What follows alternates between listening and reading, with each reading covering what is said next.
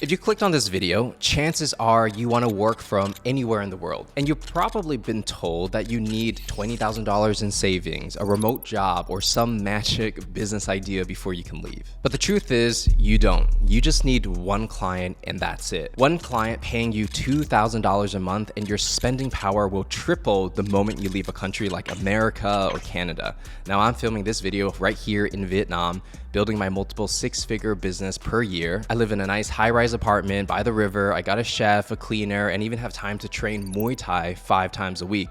And the best part is, if I want to fly to Japan this weekend, I can just go.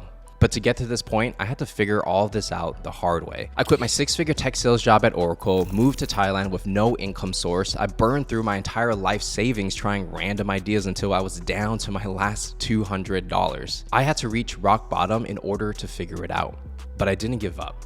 And so I kept going and I built my personal brand to over 330,000 subscribers and created a business that gives me total freedom. Now in this video, I'm going to show you exactly what I would do if I had to start over from scratch, knowing what I know today. I'm also going to show you how much money you need to actually make a life like what I have overseas possible, how to actually sign your first clients, and also how to build a profitable personal brand to give you opportunities that you would have never imagined. All right, so the first thing we're going to talk about is phase 1, which is the $2,000 rule. The first thing you need to understand when it comes to building an online business and even living abroad is that when you are earning in US dollars and you're living in another place like Vietnam, for example, and I'm filming this video at a cafe in Ho Chi Minh, Vietnam, actually, the dollar goes so much more further. It almost feels like you're tripling your spending power. And so when you're living in places like Los Angeles, Singapore, or even Canada, you're actually paying something called a location tax. And that just means that you have to pay a lot of money in order just to survive in these expensive places. I remember back when I was living in San Francisco, I was paying $4,000 per month on rent with me and my roommate combined for a 2-bedroom apartment, so we had to even share it, right? In Vietnam, I have a 3-bedroom apartment that I'm paying much less for, and I have the whole place to myself. So yes, you know, in San Francisco, of course, you're gonna get paid more because it's more expensive to live, but after all the expenses and after rent and transportation, food, and all that stuff, how much are you really saving? Now, let's break down the numbers and really dive into, okay, let's say you have $2,000 to spend every single month to live somewhere like in Vietnam or Thailand. Like, what can you actually get? $800 a month can actually get you a 2-bedroom apartment with a nice view by the river, pool, gated community, and you can even get a cleaner part of this, right? You're gonna be able to eat out pretty much every single meal and have meals delivered to your door so you never have to cook. And to be honest, for me, I actually have a personal chef that cooks all my meals for lunch and dinner, right? He actually comes to my house and cooks me like steak and everything like that. So you're also going to be able to afford your gym, co-working space, maybe that's like $100 a month, and being able to work at cafes like this anytime you want. If you're someone that likes to go out, go on dates, go to the movies, it's just significantly cheaper to do all the fun activities compared to if you were to do it in Los Angeles. Okay, let's say you live in San Francisco. What are you going to get for $2K per month? Maybe you're going to get a shared apartment with 3 other people in a house. Maybe you can afford some coffee. Like, there's very few people who are surviving off of $2,000 a month in San Francisco, like working in tech. That's just my personal experience with it. And it just doesn't really go that far, right? So really, you don't need to make that much money to live a good life overseas. So when you are planning your escape or you're planning to live in another country, I highly recommend checking out places like Vietnam, Thailand, Bali, or even European countries that are also on the come up, because they have all the facilities that, you know, a Los Angeles would have. Like, if I said I was in Los Angeles right here, would you believe me? Probably, but I'm in Ho Chi Minh, Vietnam right now, right? And it has basically everything, and it's like a third of the price. So you're gonna feel this 3x multiplier on your spending power just because you're, you know, earning in US dollars or Canadian dollars and you're living overseas. So $2,000 feels like $6,000. $6,000 feels like $18,000. So imagine that, the feeling of making $18,000 per month. Like, you can basically afford any lifestyle you want, right? And that's genuinely how it feels. And so to accomplish this and really just make $2,000 a month, all it really takes is one client. And by the way, if you need help figuring out what kind of skills you should be monetizing and how to land your first client, I actually created a free workbook on how to escape your 9 to 5 in the next 90 days. It's gonna walk you through the process of how I help my clients quit their 9 to 5 jobs and sell their skills online, making a full-time income that allows them to work from anywhere in the world. The workbook is completely free, so the link is in the description for you to check out. All right, so now we're gonna move into the next step, which is going to be the one client rule. And this is how just having one paid client can literally change your life. So the fastest way to actually sign your first client is actually to pick a skill that you can sell that solves a specific problem for someone who is able and willing to spend. Now, I know a lot of beginners out there, you guys are trying to target people who don't have money because you think, oh, they don't know any better. But that's the wrong move. Even if you're just getting started, even if it's an AI automation agency and you just learned this stuff a couple weeks ago on YouTube, you can actually sell to businesses today. You don't have to build credibility. You can actually get started if you solve a real problem. The key important part in understanding, okay, you pick a skill, you want to sell it, but you also need to understand who exactly you're selling it to. Like, who is this person? Now, there's really two routes you can take when it comes to selling a skill. The first is you're selling B2B. So you're selling to actual businesses that are willing to pay for solutions to help make them money, save them time, or save them money. The other type of person you can sell is going to be B2C, which is more business to consumer, and that is everyday regular people. Now, the way I kind of think about it is in B2B, companies want to work with you, whereas in B2C, people want to be like you. So an example of B2B would be, let's say, VaynerMedia, right? So Gary Vee obviously has a really big personal brand, and that brand attracts a lot of big companies, Fortune 500 companies, to want to work with him from a marketing agency perspective, right? So they want to work with Gary Vee because they're not as good in social media. B2C would be someone like Shelby Saps or Iman Gadzi, where they're showing their cars, right? So what are they doing? They're selling the dream in a way, saying, hey, if you buy my program, my course, you can learn the skill to be like me. So in B2C, you know, what you're doing is you're trying to get someone to aspire to be like you. And that's why they buy mentorship and consulting and courses, right? B2B, you're kind of more delivering a service and you're doing work for somebody else a lot of the times. Although in B2B, you can do coaching, you can do consulting. That's just generally how I think about it. Now, the question is, okay, but which one should you choose? So it really just depends on what game you want to play and where you actually have advantage. So I'll give you a perfect example. So let's say you're selling a skill and you just happen to be a sales rep, right? So I was a tech sales rep, and there's so many ways to monetize this. So if you went B2C, you can coach people on how they can break into tech sales, right? Which is how I started. Another way to do B2C is you can help sales reps hit and exceed their quotas. You see, these are using the same skill set, but there's a slight nuance. One of them is helping someone break into an industry, while the other one is saying, hey, you already need to be a sales rep and I can help you make more money. Same skill, different application, is kind of a different ideal customer, right? Now, let's go through some B2B examples. So in B2B, you might be helping companies generate leads with some kind of AI-powered cold email lead generation system. Same skill of lead generation, but you're helping companies using AI instead of teaching someone how to break into the space. Again, same skill, different application, right? Or you can say, okay, what if it was a B2B offer where you're coaching businesses on how they can increase their closing rates of their sales teams with AI? Maybe you're taking all the transcripts of all the sales reps, putting it all together to figure out how to keep improving the sales scripts and coaching their team on closing more deals. Now, in my personal opinion, if you can solve an actual problem, selling B2B is going to be easier because you only need a couple clients to make $2,000. Like, one client will literally pay you $2,000 a month and more for your services. Whereas if you go B2C, maybe you're only selling like one guy to help them break into tech sales for like $2,000, right? But if you're helping a company, it might be something recurring every month. You might be kind of like part of the extended team coming in every month and giving them advice. So in my personal opinion, if you just want to sell a skill, B2B is the way to go. It's much easier. You don't need a big following. But if you're, want to be really big like Iman Gadzi and you want to sell the dream and you want to just go volume, B2C may work for you. It depends on how good you are at building your personal brand and making content and what type of content you actually want to be making. If you want to go niche, you don't want to be too famous, you're just famous in your niche, B2B probably the way to go, right? But if you're okay with making content at scale, B2C might be it too. But at the end of the day, if you're selling high ticket, whether it's B2C or B2B, your success is going to depend on how many meetings you can get per month with your ideal customer. And so if you want to sign these clients, whether it's B2B or B2C, you literally just need to send like DMs, right? Like you might be 10 DMs away from signing your first client. Or you could also be 5 pieces of content away from signing your first client as well. Maybe you post something on LinkedIn. Like I had clients where they literally just posted a couple pieces of content on LinkedIn for like 3 days. They got one inbound lead and that person bought a $2,000 program off of that post. And that post only got like 6 likes. So you never know, like you might be right at the cusp of getting your first client to validate your idea and actually start making some money on the side, right? So to sign your first client, it's pretty simple, right? Send 200 DMs every single week. You might get maybe a 5% response rate. So that might be something like 10 responses. And out of those 10 responses, maybe you might get 3 meetings. And out of those 3 meetings, maybe you have a 30% close rate and one of those people closes, right? So if you're consistently creating content and sending 200 outbound messages per week and you have an offer that actually solves a person's problems, I think it's only a matter of time until somebody finally says yes.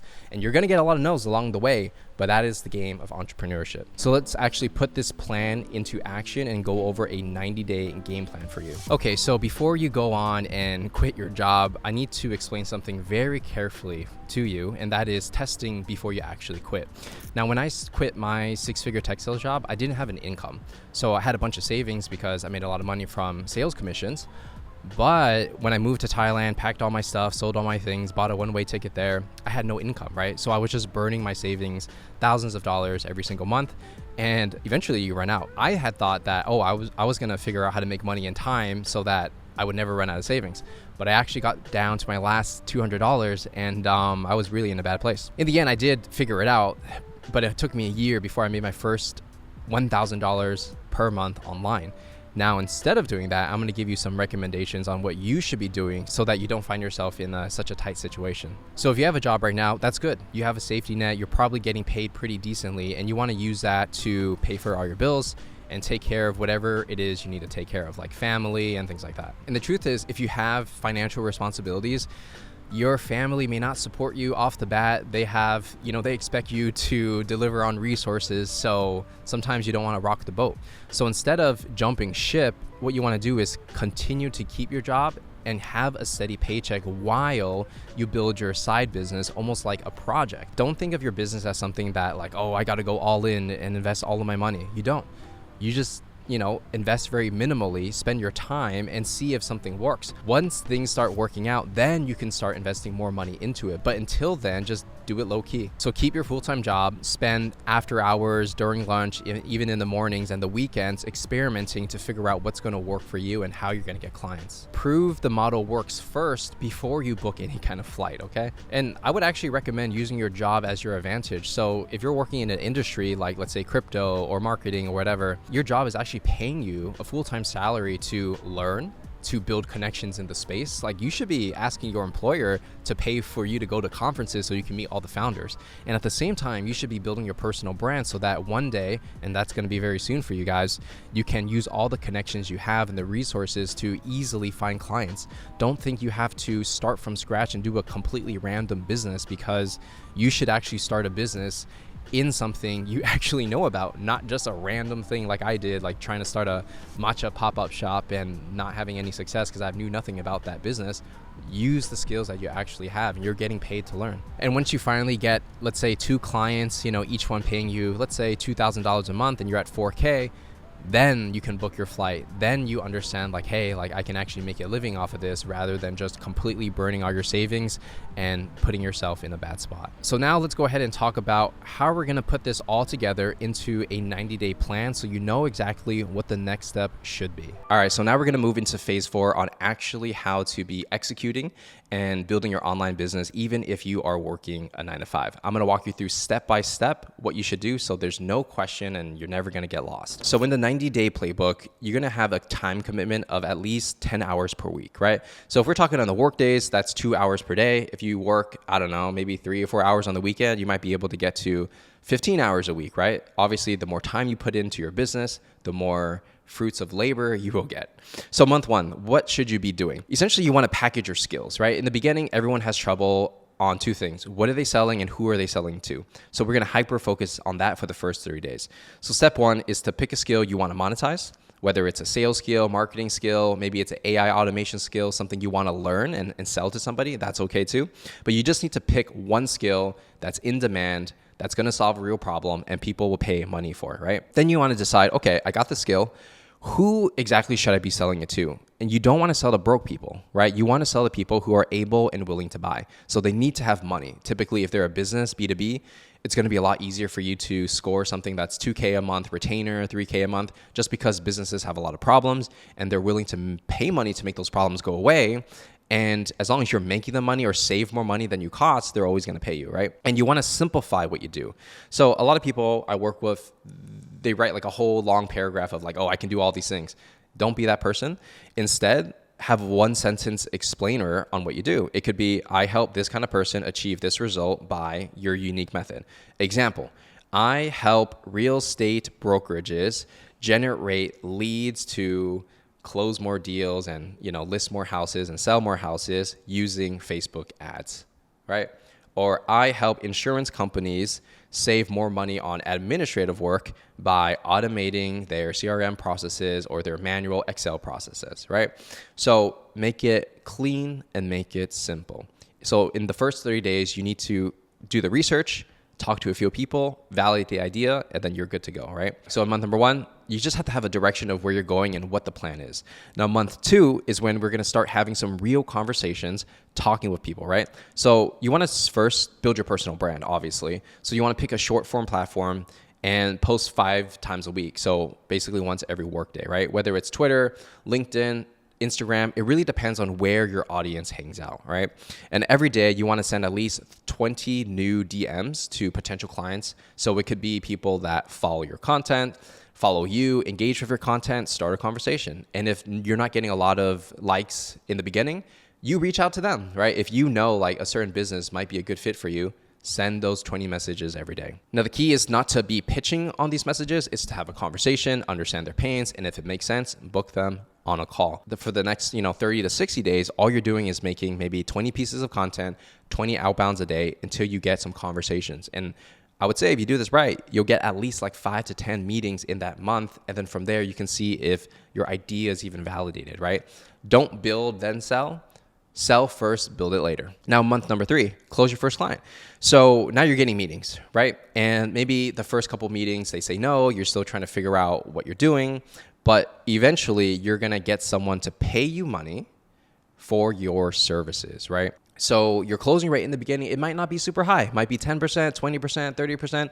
It really just depends on what you're selling and who you're selling it to. But once you get the first client, you work your butt off to make sure you deliver the result that you promised. Then you get a testimonial from them, use it as content, and then find more people who have that problem and sell them again. And you just continue to repeat the process over and over. Once you have like 3 testimonials, people trust you, you're not a beginner anymore, and it's gonna be significantly easier for you to close more deals. Now, here's why building a business in 2026 is completely different compared to when I started many years ago. I started my YouTube channel more than 5 years ago, right? And at the time, content literally took forever to make. It would take me a whole entire week just to make one YouTube video, and that's all I was doing full time. And even if you're doing outbound, like sending emails or messages, this also takes a lot of time. But nowadays, because of AI, it's just so much easier. Like when I write my scripts now, I'm using ChatGPT, I'm using Claude, coming up with ideas, and the scripts kind of just write themselves as long as I have a good idea.